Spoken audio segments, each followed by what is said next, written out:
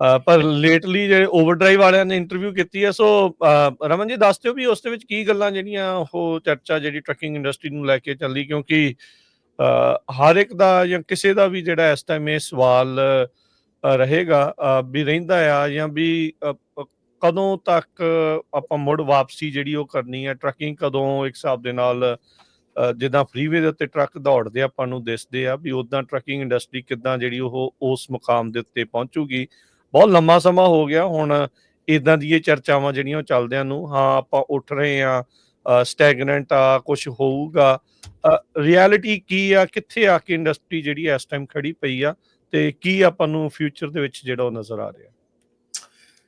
ਜੀ ਬਿਲਕੁਲ ਰਾਜਕਰਨ, ਜਿਹੜੀ ਸਿਚੁਏਸ਼ਨ ਇਸ ਵੇਲੇ ਟਰੱਕਿੰਗ ਦੀ ਹੈਗੀ ਆ ਨਾ, ਉਹਦੇ ਵਿੱਚ ਬਹੁਤ ਹੀ ਜ਼ਿਆਦਾ ਫੈਕਟਰਸ ਜਿਹੜੇ ਹੈਗੇ ਕੰਮ ਕਰ ਰਹੇ ਹੈਗੇ ਆ।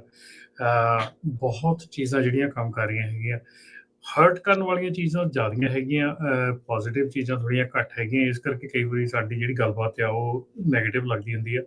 ਪਰ ਇਸ ਵੇਲੇ ਜਿਹੜੀ ਟਰੱਕਿੰਗ ਇੰਡਸਟਰੀ ਹੈਗੀ ਆ ਉਹ ਬੜੀ ਡਿਫਰੈਂਟ ਐਂਗਲ ਤੋਂ ਮਾਰਚ ਲੰਘ ਰਹੀ ਹੈਗੀ ਆ। ਜੇ ਗੱਲ ਕਰੀਏ ਆਪਾਂ, ਤੇ ਜਿੱਦਾਂ ਆਪਾਂ ਗੱਲ ਕੀਤੀ ਸੀਗੀ ਕਿ ਜਿਹੜੀ ਰੂਲ ਐਂਡ ਰੈਗੂਲੇਸ਼ਨਸ ਹੈਗੇ ਆ, ਉਹਨਾਂ ਦੀ ਦੁਰਵਰਤੋਂ ਤੇ ਉਹਨਾਂ ਦੇ ਨਾਲ ਖਿਲਵਾੜ ਕਰਨਾ ਜਿਹੜਾ ਆ ਉਹ ਬਹੁਤ ਨਾਰਮਲ ਹੋ ਗਿਆ ਹੈਗਾ। ਸੋ ਉਹ ਇੱਕ ਪਾਸਾ ਹੈਗਾ ਜਿਹੜਾ ਕਿ ਟਰੱਕਿੰਗ ਇੰਡਸਟਰੀ ਦੇ ਵਿੱਚ ਕਾਫੀ ਮਾਰ ਕਰ ਰਿਹਾ ਹੈਗਾ। ਦੂਜੀ ਸਿਚੁਏਸ਼ਨ ਜਿਹੜੀ ਹੈਗੀ ਆ ਕਿ ਜਿਹੜੇ ਨਾਨ ਡੋਮਿਸਾਈਲ ਲਾਇਸੈਂਸਿਸ ਹੈਗੇ ਆ ਜਾਂ ਨਾਨ ਡੋਮਿਸਾਈਲ ਡਰਾਈਵਰਸ ਹੈਗੇ ਆ, ਜਿਵੇਂ ਕਿ ਆਪਾਂ ਕੈਨੇਡੀਅਨ ਡਰਾਈਵਰਸ ਕੋਲ ਬੜੀ ਸੁਣਦੇ ਆ ਰਹੇ ਆ ਕਿ ਜਿਹੜੇ ਕੈਨੇਡੀਅਨ ਡਰਾਈਵਰਸ ਆ ਉਹ US ਦੇ ਵਿੱਚ ਆਣ ਕੇ ਕੰਮ ਕਰਦੇ ਆ। US ਦੇ ਵਿੱਚ ਇੰਟਰ ਸਟੇਟ ਜਿਹੜੀਆਂ ਡਿਲੀਵਰੀਜ਼ ਹੁੰਦੀਆਂ ਆ ਉਧਰੋਂ ਮਾਰ ਪੈ ਰਹੀ ਆ। ਮੈਕਸੀਕਨ ਡਰਾਈਵਰਸ ਜਿਹੜੇ ਆ ਉਹ ਵਿਦਿਨ US ਡਰਾਈਵ ਕਰਦੇ ਹੈਗੇ ਆ ਲੋ ਵੇਜਸ ਦੇ ਉੱਤੇ, ਉਧਰੋਂ ਮਾਰ ਪੈ ਰਹੀ ਹੈਗੀ ਆ। ਡੈਫੀਨੇਟਲੀ ਆਪਣਾ ਜਿਹੜਾ ਕੰਮ ਹੈਗਾ ਉਹ ਘਟਿਆ ਹੈਗਾ ਬਹੁਤ ਜ਼ਿਆਦਾ, ਵੈਸੇ ਹੀ ਜਿਹੜੇ ਟੈਰਿਫਸ ਦੇ ਕਰਕੇ ਘਟਿਆ ਹੈਗਾ। ਸੋ ਉਹਦੇ ਲਈ ਵੀ ਆਪਾਂ ਨੂੰ ਜਿਹੜਾ ਆ ਮਾਰ ਪੈ ਰਹੀ ਹੈਗੀ ਆ। ਅਗੇਨ ਜਿਹੜੀ ਇੰਡਸਟਰੀ ਦੇ ਵਿੱਚ ਇਸ ਵੇਲੇ ਇੰਗਲਿਸ਼ ਦੀ ਗੱਲ ਚੱਲ ਰਹੀ ਆ, ਇੰਗਲਿਸ਼ ਸਪੀਕਿੰਗ ਦੀ ਗੱਲ ਚੱਲ ਰਹੀ ਆ, ਉਹਦੇ ਉੱਤੇ ਜਿਹੜੀ ਆ ਇਸ ਜਿਹੜਾ ਸ਼ਾਇਦ ਆਰਟੀਕਲ ਆ ਜਿਹੜਾ ਆਇਆ ਹੈਗਾ ਇਹਦੇ ਵਿੱਚ ਗੱਲਬਾਤ ਹੋਈ ਹੈਗੀ ਆ।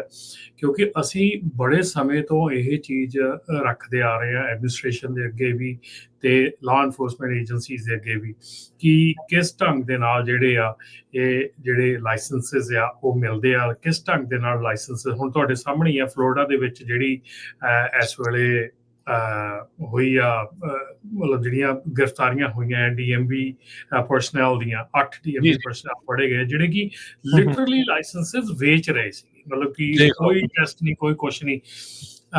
ਜਿਹੜੇ ਦੇਖੋ ਇਹ ਚੀਜ਼ਾਂ ਹੁੰਦੀਆਂ ਕਿ ਜਿੱਥੇ ਅਸੀਂ ਆਪਣੇ ਰੋਡਸ ਦੀ ਸੇਫਟੀ ਵਾਸਤੇ ਸਾਨੂੰ ਸੋਚਣਾ ਚਾਹੀਦਾ ਔਰ ਸੋਚਣਾ ਪੈਣਾ, ਠੀਕ ਹੈ ਨਾ।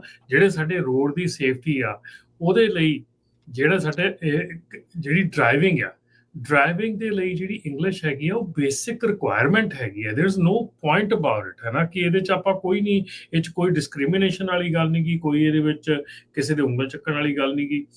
This is fairly basic thing ਕਿ ਇਹਦੇ ਵਿੱਚ ਡਿਸਕ੍ਰਿਮੀਨੇਸ਼ਨ ਨਹੀਂ।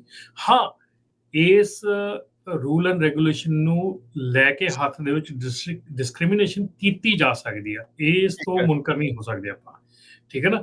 ਇਹ ਅਸੀਂ ਮੁੱਦਾ ਆਪਣੇ ਜਿਹੜੀ ਵੀ ਗੱਲਬਾਤ ਹੁੰਦੀ ਆ ਉਹਦੇ 'ਚ ਚੱਕੀ ਦਾ ਕਿ ਅਸੀਂ ਮੰਨਦੇ ਹਾਂ ਕਿ ਇਹ ਬੇਸਿਕ ਰਿਕੁਆਇਰਮੈਂਟ ਆ, ਪਰ ਇਹਨੂੰ ਯੂਜ਼ ਕਰਕੇ ਡਿਸਕ੍ਰਿਮੀਨੇਸ਼ਨ ਜੇ ਹੁੰਦੀ ਆ ਤੇ ਉਹ ਗਲਤ ਆ, ਉਹਦੇ ਉੱਤੇ ਧਿਆਨ ਦਿੱਤਾ ਜਾਣਾ ਚਾਹੀਦਾ। ਸੋ ਇਹ ਗੱਲਾਂ ਜਿਹੜੀਆਂ ਹੈਗੀਆਂ ਸਾਰੀਆਂ ਇਸ ਆਰਟੀਕਲ ਦੇ ਵਿੱਚ ਹੋਈਆਂ ਆ ਕਿ ਕਿਵੇਂ ਲਾਇਸੈਂਸਿਸ ਜਿਹੜੇ ਆ ਇਸ਼ੂ ਹੁੰਦੇ ਆ, ਕਿਵੇਂ ਸਾਰਾ ਕੁਝ ਹੁੰਦਾ ਆ, ਕਿਹੜੀਆਂ ਚੀਜ਼ਾਂ ਹੋ ਰਹੀਆਂ ਹੈਗੀਆਂ, ਕਿਹੜੀਆਂ ਚੀਜ਼ਾਂ ਰੋਕਣ ਵਾਲੀਆਂ ਹੈਗੀਆਂ। ਕਿਉਂਕਿ ਜੇ ਇਹ ਪ੍ਰੋਬਲਮ ਨੂੰ ਜੜੋਂ ਖਤਮ ਕਰਨਾ ਆ ਤੇ ਜਿਹੜੀ ਐਡਮਿਨਿਸਟ੍ਰੇਸ਼ਨ ਆ ਉਹਨੂੰ DMVs ਤੇ ਜਿਹੜੀਆਂ ਅਥਾਰਟੀਜ਼ ਹੈਗੀਆਂ ਲਾਇਸੈਂਸ ਇਸ਼ੂ ਕਰਦੀਆਂ ਹੈਗੀਆਂ ਉਹਨਾਂ ਦੇ ਉੱਤੇ ਸ਼ਿਕੰਜਾ ਕੱਸਣਾ ਪੈਣਾ ਹੈਗਾ। ਜੇ ਮੰਨ ਲਓ ਹੁਣ ਅੱਜ ਦੀ ਤਰੀਕ ਦੇ ਵਿੱਚ ਆ, ਜੇ ਆਪਾਂ ਕਹਿੰਦੇ ਆ ਕਿ driver is not able to speak English, driver is not able to do anything in English, ਉਹਨੂੰ ਲਾਇਸੈਂਸ ਕਿੱਦਾਂ ਮਿਲਿਆ? ਮਤਲਬ ਉਹਦੀ ਕੋਖ ਪੜਤਾਲ ਤੱਕ ਕੀਤੀ ਜਾਵੇ ਨਾ ਵੀ how they Gat the licence. ਉਹਨਾਂ ਨੂੰ ਲਾਇਸੈਂਸ ਜਿਹੜਾ ਆ ਉਹ ਕਿਵੇਂ ਮਿਲ ਗਿਆ, ਉਹਨਾਂ ਨੂੰ ਕਿਵੇਂ ਇਹ ਚੀਜ਼ਾਂ ਜਿਹੜੀਆਂ ਆ ਉਹਨਾਂ ਦੇ ਸਾਹਮਣੇ ਆ ਗਈਆਂ ਵੀ ਇਹ ਸਾਰੀਆਂ ਚੀਜ਼ਾਂ ਜਿਹੜੀਆਂ ਆ ਇਹ ਹੋ ਗਈਆਂ, ਜਾਂ ਲਾਇਸੈਂਸ ਵੀ ਮਿਲ ਗਿਆ, ਡਰਾਈਵ ਟੈਸਟ ਵੀ ਪਾਸ ਹੋ ਗਿਆ, ਸਾਰਾ ਕੁਝ ਹੋ ਗਿਆ। I mean, how? ਉਹਦੀ ਚੀਜ਼ ਜਿਹੜੀ ਆ ਪੜਤਾਲ ਜਿਹੜੀ ਆ ਉਹ ਹੁਣ ਐਕਚੁਅਲੀ ਜਿਹੜੀ ਆ ਸ਼ੁਰੂ ਕੀਤੀ ਹੋਈ ਹੈ ਗਵਰਨਮੈਂਟ ਨੇ, ਇਸ ਕਰਕੇ ਜਿਹੜੀਆਂ ਫੜੋ ਫੜਾਈਆਂ ਹੋ ਰਹੀਆਂ ਇਹ ਹੋ ਰਹੀਆਂ। ਬਿਲਕੁਲ, ਇਹ ਬੇ ਕਾਉਂਟੀ ਦੇ ਵਿੱਚ ਵਾਪਰਿਆ ਹੈ ਜੀ। ਬੇ ਕਾਉਂਟੀ ਦੇ ਸ਼ੈਰਿਫ ਜਿਹੜੇ ਟੌਮੀ ਫੋਰਡ ਆ, ਉਹਨਾਂ ਨੇ ਕੁਛ ਦਿਨ ਪਹਿਲਾਂ ਹੀ ਅਨਾਊਂਸ ਕੀਤਾ ਸੀਗਾ ਵੀ 8 ਬੰਦੇ ਇਹਨਾਂ ਨੇ ਗ੍ਰਿਫਤਾਰ ਕੀਤੇ ਆ। ਡਰਾਈਵਰ ਲਾਇਸੈਂਸ ਕਿੱਦਾਂ ਜਿਹੜੇ ਫਰਾਡ ਤਰੀਕੇ ਦੇ ਨਾਲ ਇਸ਼ੂ ਕਰਦੇ ਸੀ। ਹਰਜੋਤ ਸਿੰਘ ਜੀ, ਯਾਦ ਹੋਣਾ ਇੱਕ ਤੁਸੀਂ ਉਹ ਟਰੱਕਿੰਗ ਸਕੂਲ ਦੀ ਗੱਲ ਖਬਰ ਕੀਤੀ ਸੀਗੀ ਵੀ ਉਹ ਕਿਸ ਤਰੀਕੇ ਦੇ ਨਾਲ UPS ਦੇ ਵਿੱਚ ਕਿ ਪਤਾ ਨਹੀਂ FedEx ਦੇ ਵਿੱਚ ਡਾਲਰ ਘੱਲਦੇ ਸੀਗੇ ਵੀ ਲਾਇਸੈਂਸ ਜਿਹੜਾ ਇਹਦਾ ਇਸ਼ੂ ਜਿਹੜਾ ਉਹ ਕਰ ਦਿਓ। ਹੋਰ ਕੈਲੀਫੋਰਨੀਆ ਦੇ ਕਿੰਨੇ ਜਿਹੜੇ ਇਸ ਤਰੀਕੇ ਦੇ DMV ਦੇ EMPLOYEES ਆ, ਉਹ ਪਹਿਲਾਂ ਜਿਹੜੇ ਉਹ ਫੜ ਹੋ ਚੁੱਕੇ ਆ। ਸੋ ਇਹ ਜਿਹੜੀ ਚੀਜ਼ ਵਾਪਰੀ ਆ। ਲੋਕਲ DMV ਦੇ EMPLOYEE ਜਿਹੜੇ ਫੜੇ ਗਏ ਆ, ਬੈਨਸੀਲ ਵੈਲਾਜ਼ਕੋ 37 ਸਾਲਾਂ ਦਾ ਤੇ ਡਿਮਿਟਰਸ ਸਮਿਥ 30 ਸਾਲਾਂ ਦਾ, ਇਹ ਦੋਵੇਂ ਪੈਨਾਮਾ ਸਿਟੀ ਦੇ ਉੱਥੇ ਦੇ ਵਸਨੀਕ ਜਿਹੜੇ ਉਹ ਸੀਗੇ। ਕਹਿੰਦੇ ਵੀ ਇਨਵੈਸਟੀਗੇਟਰਸ ਨੂੰ ਪਤਾ ਲੱਗਾ ਵੀ ਬਹੁਤ ਵੱਡੀ ਮਾਤਰਾ ਦੇ ਵਿੱਚ, ਸੰਖਿਆ ਦੇ ਵਿੱਚ ਇਹਨਾਂ ਨੇ ਜਿਹੜੇ ਡਰਾਈਵਰ ਲਾਇਸੈਂਸ ਜਿਹੜੇ ਆ ਉਹ ਇਸ਼ੂ ਕੀਤੇ ਆ।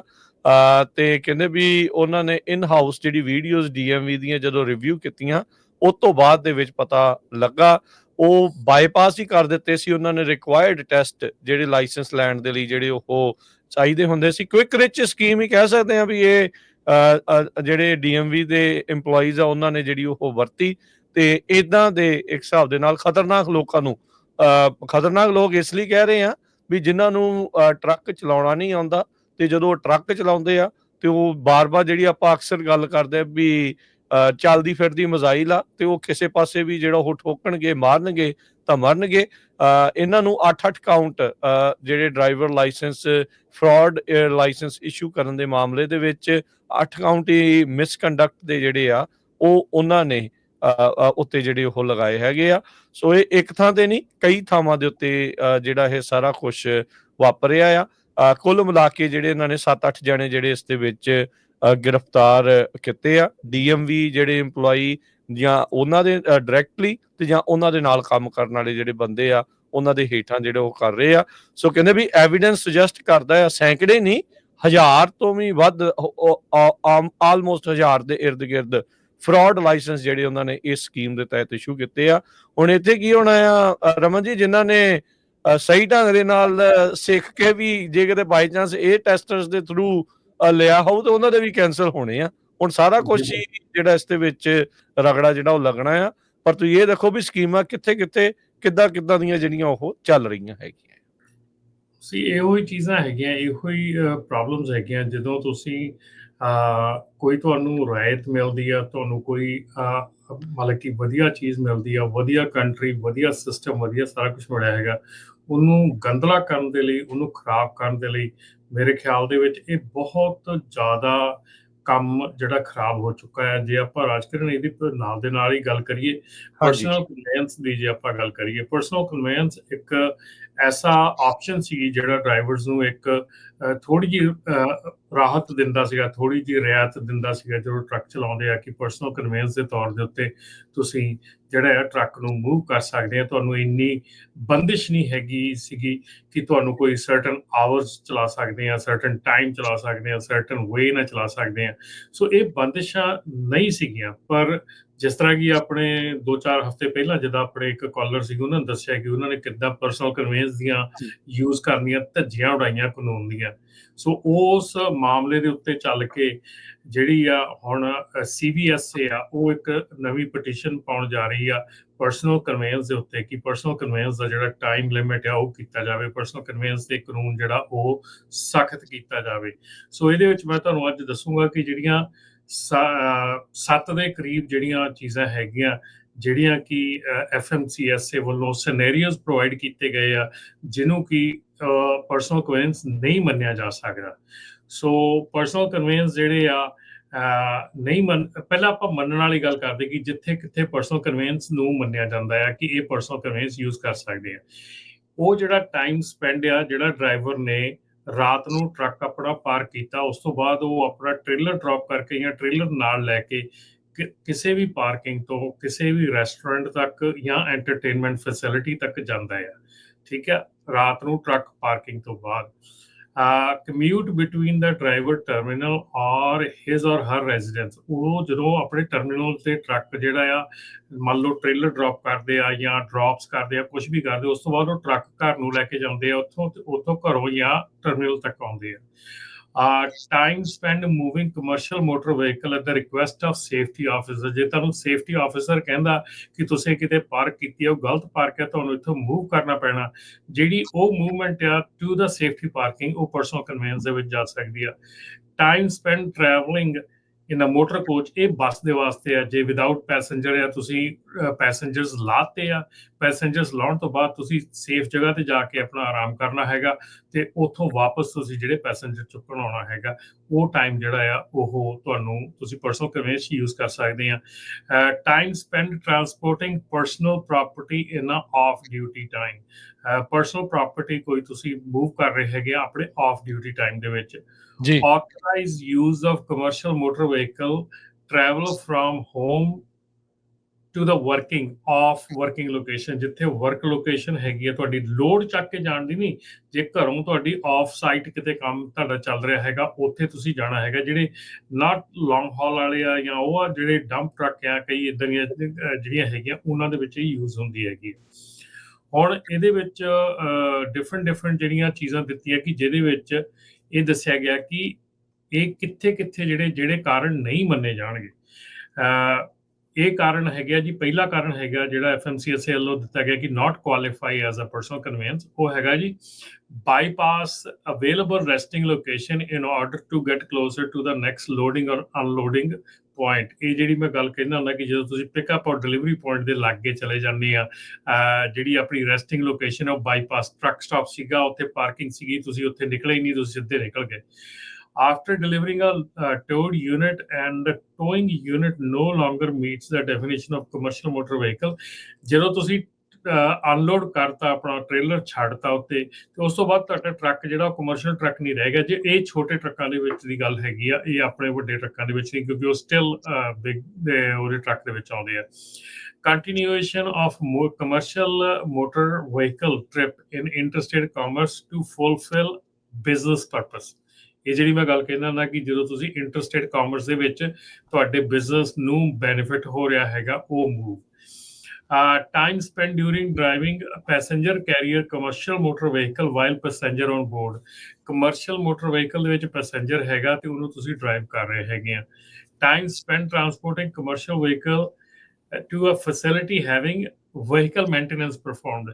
ਇਹ ਵੀ ਬਹੁਤ ਜ਼ਿਆਦਾ ਯੂਜ਼ ਹੁੰਦਾ ਹੈਗਾ ਆਪਣੇ ਕਮਿਊਨਿਟੀ ਦੇ ਵਿੱਚ ਕਿ ਜਦੋਂ ਆਪਾਂ ਕਹਿੰਦੇ ਆਪਾਂ ਟਰੱਕ ਰਿਪੇਅਰ ਵਾਸਤੇ ਛੱਡਣ ਚੱਲੇ ਸੀਗੇ ਜਾਂ ਰਿਪੇਅਰ ਕਰਨ ਵਾਸਤੇ ਦੇਣ ਤੇ ਰਿਪੇਅਰ ਕੀਤਾ ਲੈਣ ਚੱਲੇ ਸੀਗੇ। After being placed out of service, ਜਦੋਂ ਤੁਹਾਨੂੰ ਆਊਟ ਆਫ ਸਰਵਿਸ 'ਚ ਕਰ ਦਿੱਤਾ ਜਾਂਦਾ ਆ, ਤੁਸੀਂ ਉਹਨੂੰ ਉੱਥੋਂ ਪਰਸਨਲ ਕਨਵੈਂਸ 'ਚ ਪਾ ਕੇ ਹੋਰ ਕਿਤੇ ਨਹੀਂ ਲੈ ਕੇ ਜਾ ਸਕਦੇ। ਸੋ ਉਹ ਵੀ ਇੱਕ ਜਿਹੜਾ ਆ ਨਾਨ ਐਕਸੈਪਟੇਬਲ ਜਿਹੜਾ ਰੀਜ਼ਨ ਹੈਗਾ। Time spend travelling motor carrier terminal after loading unloading driver from a shipper or receiver. ਇਹ ਵੀ ਬਹੁਤ ਜ਼ਰੂਰੀ ਹੈਗਾ। ਜਿਹੜਾ ਟਾਈਮ ਸਪੈਂਡ ਟਰੈਵਲਿੰਗ, ਜਿਹੜਾ ਮੋਟਰ ਕੈਰੀਅਰ, ਜਿੱਦਾਂ ਆਪਾਂ ਕਹਿੰਦੇ ਨੇ ਵੀ ਆਪਾਂ ਲੋਡ LA ਲਾਇਆ ਸੀਗਾ ਤੇ ਉਸ ਤੋਂ ਬਾਅਦ ਮੈਂ ਉੱਥੋਂ ਪਰਸਨਲ ਕਨਵੈਂਸ ਕਰਕੇ ਮੈਂ ਘਰ ਆ ਗਿਆ, ਉਹ ਨਹੀਂ ਕਰ ਸਕਦੇ ਹੈਗੇ। Time spend operating motor coach when luggage is stored.